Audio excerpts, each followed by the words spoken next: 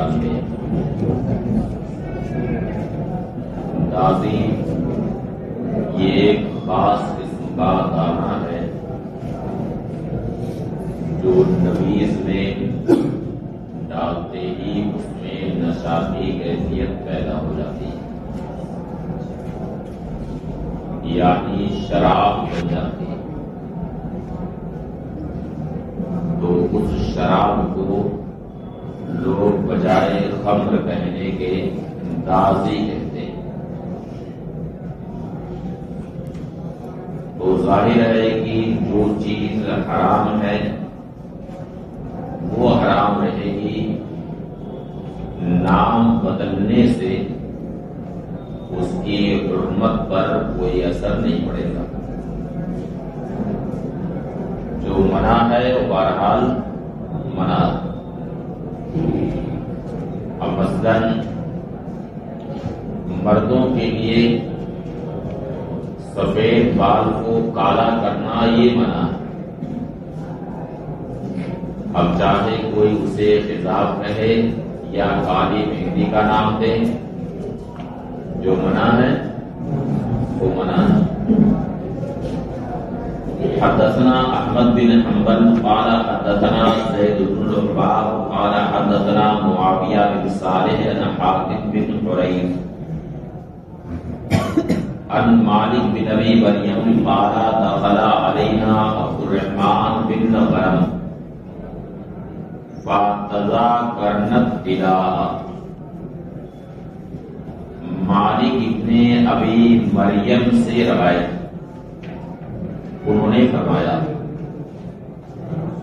کہ عبد الرحمن بن غنم ہمارے پاس آئے تو ہم نے تیلا کا ذکر کیا۔ کس کا ذکر کیا؟ تیلا کا۔ تیلا بھی شراب۔ فقال یعنی خمر کا نام نہ لے کر کے کیا کہا؟ تیلا۔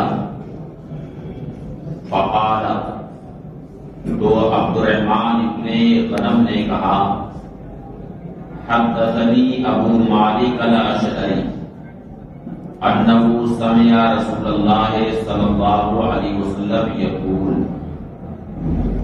لیشربن الناس من امتی الخمر یسمونها بغیر اسمها۔ مجھ سے ابو مالک اشعری نے بیان کیا کہ انہوں نے نبی کریم صلی اللہ علیہ وسلم سے سنا، ارشاد فرماتے ہیں کہ میری امت میں کچھ لوگ خمر یعنی شراب پیئیں گے جو اسے کسی اور نام سے موسوم کریں، خمر نہ کہہ کر کے اسے دوسرا نام دیں گے، تیلا کہیں گے، دازی کہیں گے، کچھ اور نام اسے دیں گے، شراب کہنے کے بجائے کچھ اور کہیں گے اسے۔ چنانچہ اس زمانے میں بھی لوگ شراب پیتے ہیں اور شراب نہ کہہ کر کے اسے کچھ اور نام دیتے ہیں، بیئر کہیں گے یا کیا whisky whisky whisky whisky whisky. تو دیکھیے کہ نبی کریم صلی اللہ علیہ وسلم کی زبان اقدس سے یہ ارشاد، اور دیکھ لیجئے کہ لوگ شراب پیتے ہیں اور اسے شراب نہ کر کے دوسرا نام دے دیتے ہیں۔ حالانکہ نام بدلنے سے کوئی اثر نہیں پڑتا، بلکہ جو چیز حرام ہے وہ حرام رہے گی، کسی بھی نام سے اسے موسوم کیا جائے۔ قال ابو داؤد حدثنا شیخ من اہل واسط قال حدثنا ابو منصور الحارث بن منصور قال سمعت سفیان الثوری وسئل عن الدازی، یعنی سفیان ثوری سے دازی کے بارے میں پوچھا گیا تو فرمایا کہ نبی کریم صلی اللہ علیہ وسلم نے فرمایا کہ میری امت میں کچھ لوگ شراب پیئیں گے جو اسے کسی اور نام سے موسوم کریں گے۔ امام ابو داؤد کہتے ہیں کہ سفیان ثوری نے کہا الدازی شراب الفاسقین، یعنی دازی یہ فاسقوں کی بہت مرغوب شراب۔ باب فی الاوعیہ، یہ باب ہے کچھ خاص برتنوں کے تعلق سے۔ عام طور سے شراب 4 قسم کے برتنوں میں بنائی جاتی تھی، دبا، حنتم، نقیر اور مزفر۔ دبا هو القرع الیابس، یعنی سوکھا ہوا کدو جس کی بیج نکال دی جائے اور اس کا برتن بنا لیا جائے کاٹ کر کے، وہ کیا چیز ہے؟ دبا۔ اور حنتم یہ ہے الجر الاخضر، یعنی وہ گھڑا مٹی کا جس پر سبز پالش لگی ہوئی، اس میں بھی شراب بنتی، اسے حنتم کہا جاتا ہے۔ اور مزفت یہی مقیر، بعض حدیثوں میں مقیر کا لفظ آیا ہے، بعض حدیثوں میں مزفت کا لفظ آیا ہے۔ مزفت یہ وہ برتن ہے جس پر خیر المتلیو بالخیر، یعنی اوپر سے خیر جس میں لگائی گئی، یہ ہے ایک سیاہ پالش جو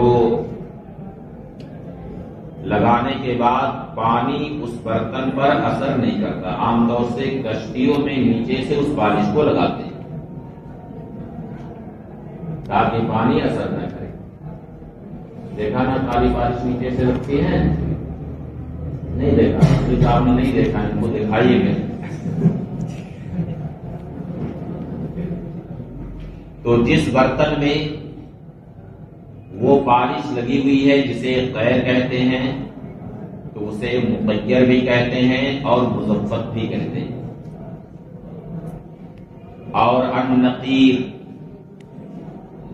هو المنقور من جذع النخلۃ، یعنی کھجور کا تنا، اسے کاٹ دیا جائے اور بیچ والا حصہ نکال دیا جائے، کاٹ کر کے بیچ والا حصہ نکال دیں اور کنارے والا باقی رکھا جائے، تو یہ بھی ایک برتن ہو جائے گا کہ نہیں؟ آپ کھجور کے بجائے کوئی بھی درخت ہو اس کا تنا آپ کاٹ دیجیے اور بیچ والا حصہ نکال دیجیے کاٹ کر کے اور کنارے والا باقی رکھیے، تو ایک گول برتن ہو جائے گا نا۔ تو اسی وہی چیز کیا ہے؟ نقیر۔ تو ان 4 برتنوں میں شراب بنائی جاتی تھی۔ جب شراب حرام ہوئی ہے تو اس کی تحریم کے ساتھ ساتھ ان برتنوں کا بھی استعمال حرام کر دیا گیا جن میں شراب بنائی جاتی تھی، کیونکہ یہ اندیشہ تھا کہ کہیں شراب کی طرف ان برتنوں کی وجہ سے لوگوں کا دل پھر سے نہ مائل ہو جائے، اس لیے بالکل سد باب کرتے ہوئے شراب بھی حرام کی گئی اور ان برتنوں کا استعمال بھی حرام قرار دیا گیا جن برتنوں میں شراب بنائی جاتی تھی۔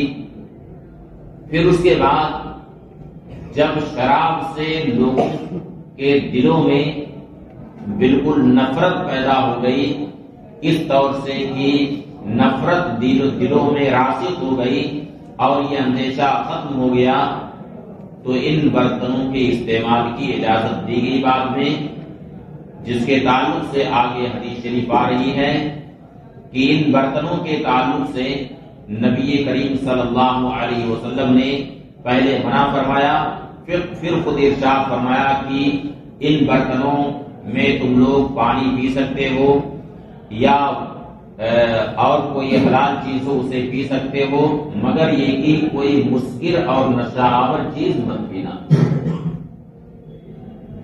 تو اس سے یہ معلوم ہوا کہ ان برتنوں کے استعمال کی ممانعت پہلے ہوئی تھی، پھر بعد میں جب شراب کے تعلق سے نفرت لوگوں کے دلوں میں راسخ ہو گئی تو ان برتنوں کے استعمال کی اجازت دی گئی۔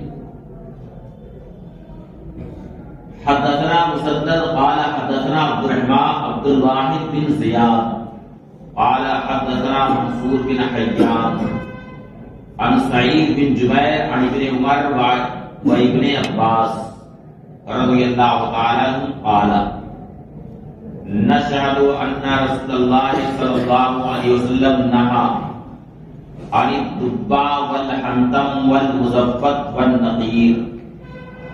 ہم یہ گواہی دیتے ہیں کہ نبی کریم صلی اللہ علیہ وسلم نے دبا، حنطم، مزفت اور نقیر سے منع فرمایا۔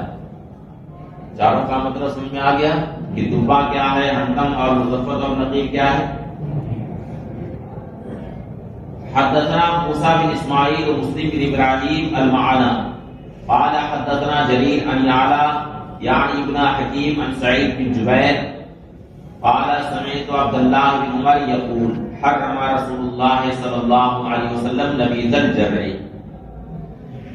سعید ابن جبیر فرماتے کہ میں نے حضرت عبداللہ بن عمر رضی اللہ تعالی عنہما سے سنا، وہ فرماتے ہیں کہ رسول اللہ صلی اللہ علیہ وسلم نے گھڑے کی نبیذ کو حرام قرار دیا۔ کس کی نبیذ کو؟ گھڑے کی نبیذ کو، یعنی حنطم هو الجر الاخضر۔ فخرجت فزعا من قوله حرم رسول اللہ صلی اللہ علیہ وسلم نبیذ الجر۔ حضرت سعید ابن جبیر فرماتے ہیں کہ جب میں نے حضرت عبداللہ ابن عمر رضی اللہ تعالی عنہما سے یہ سنا کہ نبی کریم صلی اللہ علیہ وسلم نے گھڑے کی نبیذ کو حرام قرار دیا، تو میں گھبرایا ہوا حضرت عبداللہ ابن عباس رضی اللہ تعالی عنہما کے پاس گیا۔ فقلت، میں نے ان سے کہا اما تسمع ما یقول ابن عمر، حضرت عبداللہ ابن عمر جو فرما رہے ہیں کیا آپ اسے سنتے ہیں؟ قال، حضرت عبداللہ ابن عباس نے فرمایا وما ذاک، یعنی عبداللہ ابن عمر کیا کہہ رہے ہیں؟ قلت، اب یہ دونوں فقہائے صحابہ میں سے حضرت عبداللہ ابن عباس بھی اور حضرت عبداللہ ابن عمر بھی، عبادلہ ثلاثہ جب کہا جاتا ہے تو یہ دونوں تو بالکل متعین طور پر مراد ہوتے ہیں۔ اب باقی تیسرے عبداللہ ابن زبیر ہیں یا عبداللہ ابن عمر ہیں، تو دونوں کے بارے میں ایک ایک قول ہے۔ البتہ جب عبادلہ اربع کہا جاتا ہے تو یہ چاروں مراد ہوتے ہیں. اور کچھ لوگ کہتے ہیں کہ جب عبادلہ ثلاثہ کہا جاتا ہے تو حضرت عبداللہ بن مسعود اور حضرت عبداللہ بن عمر اور حضرت عبداللہ بن عباس مراد ہوتے ہیں. اور جب عبادلہ اربع کہا جاتا ہے تو ان میں ایک حضرت عبداللہ بن مسعود کو شامل کرتے ہیں. لیکن چونکہ حضرت عبداللہ بن مسعود رضی اللہ تعالی عنہ یہ اکابرین صحابہ میں سے، یہ کس میں سے ہیں؟ اکابرین صحابہ میں سے، سابقین اولین میں سے ہیں. والسادس من ستة الاسلام اب التاسع من تسعة الاسلام، یعنی وہ اسلام لانے والے چھٹے ہیں یا 9ویں نمبر پہ. تو اکابرین میں سے، سابقین اولین میں سے.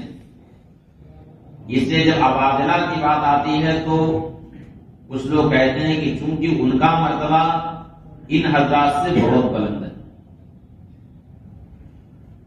اس لیے ان کو اس میں شامل نہیں رکھتے، بلکہ وہ تو ایسے صحابی رسول ہیں کہ بڑے بڑے صحابہ کرام کی طرف رجوع کرتے ہیں. وہ افقہ الصحابہ بعد الخلفاء الراشدین. اور باقی یہ حضرات جو ہیں ان کا جو طبقہ ہے وہ لوگ مراد ہوتے ہیں. قال وما زال، حضرت عبداللہ بن عباس نے فرمایا کہ کیا کہتے ہیں وہ؟ قلت، میں نے کہا، قال حرم رسول اللہ صلی اللہ علیہ وسلم نبی ذلجر، نبی کریم صلی اللہ علیہ وسلم نے گھڑے کی نبیذ کو حرام قرار دیا ہے. قال صدقہ، حضرت عبداللہ بن عباس نے فرمایا کہ تم نے صحیح کہا، سچ فرمایا. حرم رسول اللہ صلی اللہ علیہ وسلم نبیذ ذلجر، نبی کریم صلی اللہ علیہ وسلم نے گھڑے کی نبیذ کو حرام قرار دیا. قلت ما الجر، میں نے عرض کیا کہ جر کیا ہے؟ قال، فرمایا کل شیء یصنع من بدر، یعنی ہر وہ چیز جو مٹی سے بنائی جاتی ہے، یعنی مٹی کا گھڑا. حدثنا سلیمان بن حرب و محمد بن عبید قال حدثنا حماد تحویل السند وحدثنا مسدد قال حدثنا عباد بن عباد عن ابي جبرة قال سمعت ابن عباس يقول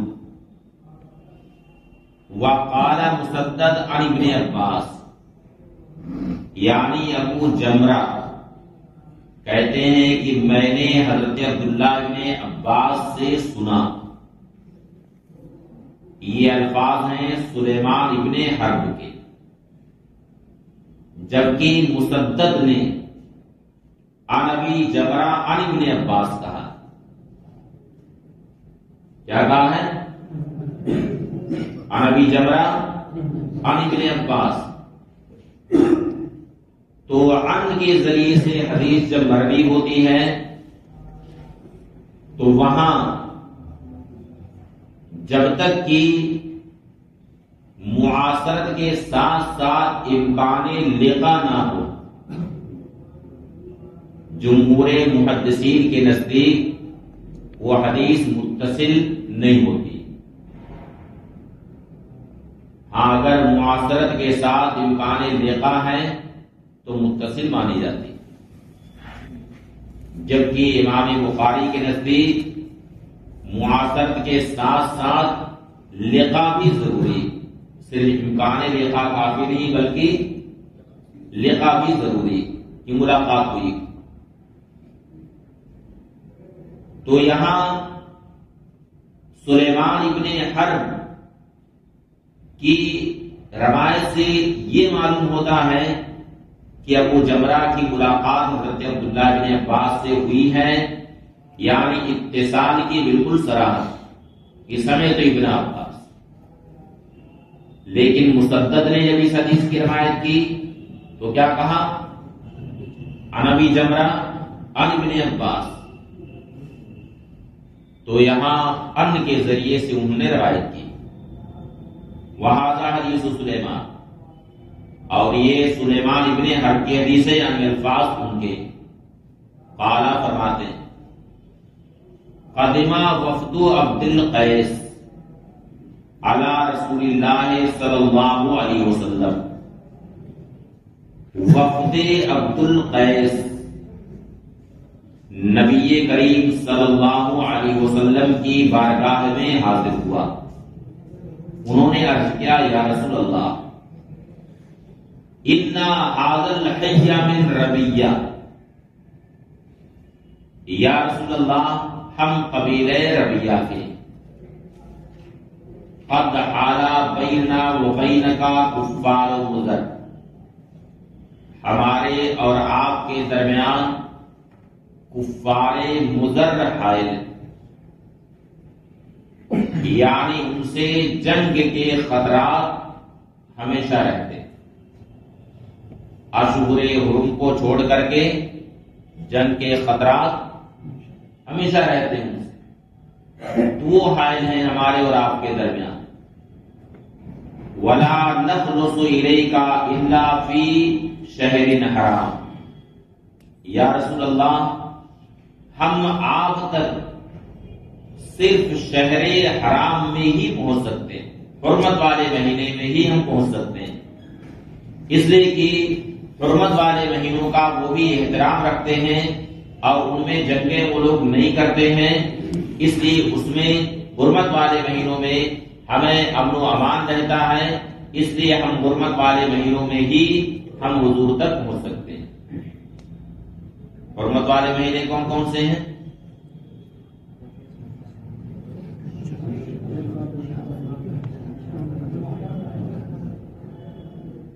تین مہینے مسلسل کون کون؟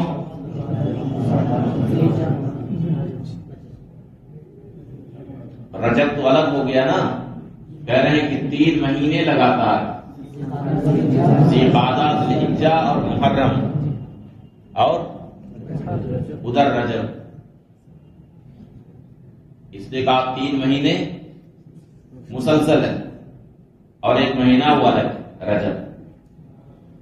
فَمُرْنَا بِشَيْءٍ نَأْخُذُ بِهِ وَنَدْعُو إِلَيْهِ مَنْ وَرَاءَنَا، یا رسول اللہ ہمیں کسی ایسی چیز کا حکم دیں جس پر ہم عمل کریں اور اپنے بعد والوں کو ہم اس کی دعوت دیں. قال، ارشاد فرمایا آمرکم بأربع وانہاکم عن اربع، میں تمہیں 4 چیزوں کا حکم دیتا ہوں اور 4 چیزوں سے تمہیں منع کرتا ہوں. 4 چیزیں کیا ہیں جن کا حکم دیتا ہوں؟ الایمان باللہ، اللہ پر ایمان لانا، یعنی اس بات کی شہادت دینا کہ اللہ کے سوا کوئی عبادت کے لائق نہیں اور محمد صلی اللہ علیہ وسلم اللہ کے رسول ہیں. وَقَضَى بِيَدِهِ وَاحِدَةً، یہ بیان فرما کر کے نبی کریم صلی اللہ علیہ وسلم نے اپنے دستے اقدس سے ایک گرہ لگائی، یعنی اشارہ فرمایا کہ یہ ایک ہے، یعنی اپنے دستے اقدس سے اشارہ فرمایا کہ یہ کیا ہے؟ ایک ہے. وقال مسدد، یہ الفاظ سلیمان کے تھے. مسدد نے کہا الایمان باللہ، اللہ پر ایمان لانا. پھر ان سے اس کی تفصیل فرمائی کہ ایمان کا کیا مطلب ہے. اس بات کی گواہی دینا کہ اللہ کے سوا کوئی عبادت کے لائق نہیں اور محمد صلی اللہ علیہ وسلم اللہ کے رسول ہیں، اور نماز قائم کرنا اور زکوٰۃ دینا اور یہ کہ تم مال غنیمت سے خمس ادا کرو. مال غنیمت سے خمس ادا کرو، 5واں حصہ ادا کرو۔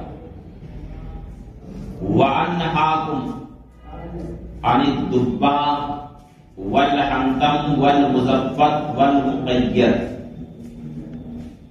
اور میں تمہیں دبا، حنتم، مزفت اور مقیر سے منع کرتا ہوں، یعنی ان 4 برتنوں سے تمہیں منع کرتا ہوں۔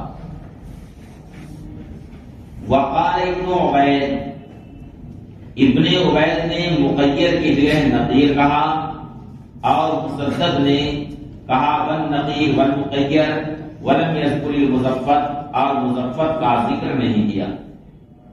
قال ابو داؤد، امام ابو داؤد کہتے ہیں کہ ابو جمرہ یہ نہ صرف ابن عمران زبیری، حدثنا ابو بن بقیہ عن نوح بن قیس حدثنا عبداللہ بن عون عن محمد بن سیرین عن ابی ہریرہ رضی اللہ تعالی عنہ ان رسول اللہ صلی اللہ علیہ وسلم قال لوفد عبد القیس انہاکم عن النقیر والمقیر والحنتم والدبہ والمزادۃ المجبوبہ۔ محمد ابن سیری حضرت ابو ہریرہ رضی اللہ تعالی عنہ سے روایت کرتے ہیں کہ رسول اللہ صلی اللہ علیہ وسلم نے وفد عبد القیس سے ارشاد فرمایا کہ میں تمہیں نقیر اور مقیر اور حنتم اور دبا سے منع کرتا ہوں، والمزادۃ المجبوبہ، اور اس مشکیزے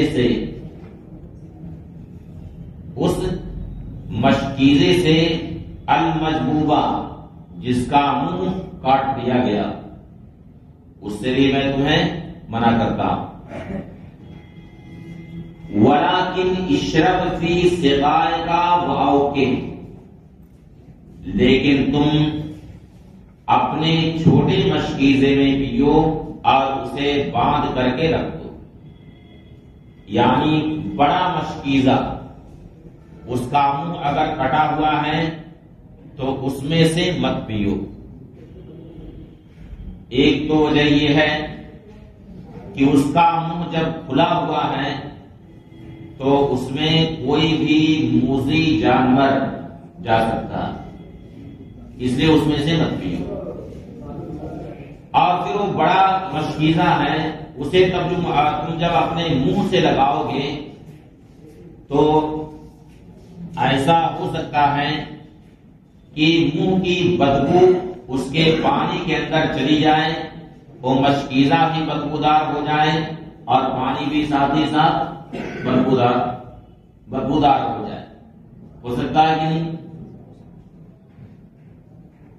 اس میں کوئی شرما حضوری کی بات نہیں ہے، بلکہ آپ مچھلی کھا لو مثلا، اور مچھلی کھانے کے بعد جس گلاس میں آپ پانی پیتے ہیں اس گلاس کے اندر بدبو آ جاتی ہے کہ نہیں؟ آ جاتی ہے نا؟ یا آپ انڈا کھا کر کے گلاس منہ میں لگا کر کے پانی پیو تو اس گلاس میں بھی بدبو آ جاتی ہے کہ نہیں؟ اب منہ کی بدبو جو اس کے اندر چلی گئی ہے، اب وہ برتن بڑا ہے، اب کوئی دوسرا اس میں سے پانی پینا چاہے تو کیسے پیے گا؟ کیسے پیے گا؟ اس کے لیے یہ تنفر کا باعث بنے گا کہ نہیں بنے گا؟ اس لیے اس میں منہ لگا کر کے مت پیو، بلکہ اس میں سے پانی کسی چھوٹے برتن میں نکال دو اور اس میں سے پیو۔ پھر دوسری بات یہ بھی ہے، ابھی اس کی تفصیل اور بھی ابواب میں آگے آ رہی، اس پر مستقل باب بھی امام ابو داؤد نے قائم کیا کہ بڑا برتن جب منہ میں آپ لگائیں گے تو آپ کچھ پانی تو منہ کے اندر جائے گا اور کچھ پانی نیچے گرے گا تو پانی بھی ضائع ہوگا، اور یہ بھی ہو سکتا ہے کہ پانی کا جب دباؤ بڑھے گا تو آپ کے ہونٹوں سے بلکہ آپ کے منہ کے اندر جو پانی چلا گیا ہے وہ پانی بھی لوٹ کر کے پھر مشکیزے میں جا سکتا ہے، منہ کے دباؤ کی وجہ سے، یہ پانی کے دباؤ کی وجہ سے۔ اب یہ تبرک جو آپ کا اس میں چلا گیا ہے، اب آپ کے بغل میں کوئی ہے جو یہ سارا منظر دیکھ رہا ہے اپنی آنکھوں سے، تو کوئی ضروری ہے کہ آپ کا یہ تبرک کو پینا پسند کرے؟ ہے کوئی ضروری؟ اس لیے اسلامی طریقہ یہ ہے کہ اسے کسی چھوٹے برتن میں نکالو اور اس میں سے پیو، سمجھ گئے؟ اور پھر اسے بھی کھلا مت رکھو، بلکہ اسے بند کر دو، عہدہ کر دو، یا عہدہ نہیں کیا ہے تو اوپر سے کوئی چیز اس کے اوپر رکھ دو۔ خاص طور سے اگر رات کا وقت ہے تو اس برتن کو بالکل کھلا مت رکھو، اس لیے کہ حدیث شریف میں ہے کہ سال میں ایک رات ایسی آتی ہے کہ آسمان سے وبا اترتی، اور جو برتن کھلا رہتا ہے اسی برتن میں وبا اتر جاتی۔ اس لیے اپنے برتنوں کی حفاظت کرو اور اپنی بھی حفاظت کرو کہ جس برتن میں وبا اتر گئی ہے، اب اس برتن میں اگر پانی پی لیا، کچھ کھا پی لیا، تو اب آگے پریشانی ہی پریشانی ہے۔ اس لیے برتنوں کی حفاظت کرو۔ حدثنا مسلم بن ابراہیم حدثنا ابان قال حدثنا قتادہ اکرمہ سعید بن المسیب عن ابن عباس فی قصۃ وفد عبد القیس قالوا فیما نشرب یا نبی اللہ، پھر اس وقت نے عرض کیا یا رسول اللہ پھر ہم کس میں پیئیں؟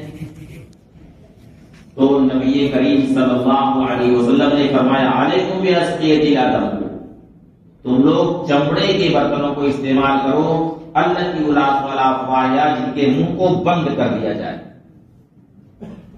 چمڑے کے برتنوں کو استعمال کرو، اس لیے کہ اگر اس میں تم نے نبیذ بنائی ہے، اب اگر نبیذ کے اندر تیزی آ گئی تو اس صورت میں چمڑے کا برتن وہ پھٹ جائے گا، اور تمہیں یہ پتہ لگ جائے گا کہ اس میں نشہ کی کیفیت پیدا ہو چکی ہے، اس لیے تم اسے نہیں پیو گے۔ اس لیے چمڑے کے برتنوں کو استعمال کرو، اور وہ بھی انہیں کھلا نہ رکھو بلکہ ان کے منہ کو بند رکھو۔